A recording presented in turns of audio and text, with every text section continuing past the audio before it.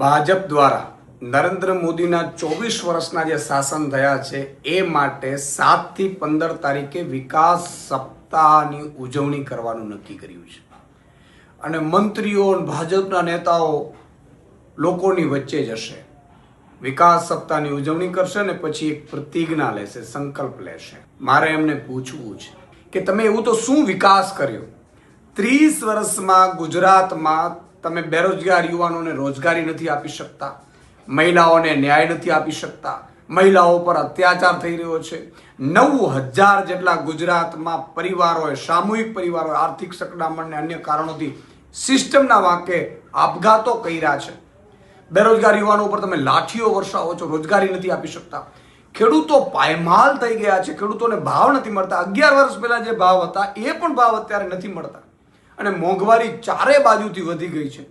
સારી સ્કૂલો તમે બનાવી નથી શકતા શહેરોમાં કે ગામડાઓમાં. આજે શહેરમાં રહેતા મધ્યમ વર્ગ અત્યારે ચારે બાજુથી સ્કૂલ અને આરોગ્યમાં પીડાઈ રહ્યો છે. તો તમે શેનો સંકલ્પ કે પ્રતિજ્ઞા લેવાના છો? પ્રતિજ્ઞા લેવી હોય તો એવી લો તમે કે અમે ગુજરાતમાં આજથી દરેક કિસાનને પૂરતા ભાવ મળે એનો સંકલ્પ લઈએ છીએ.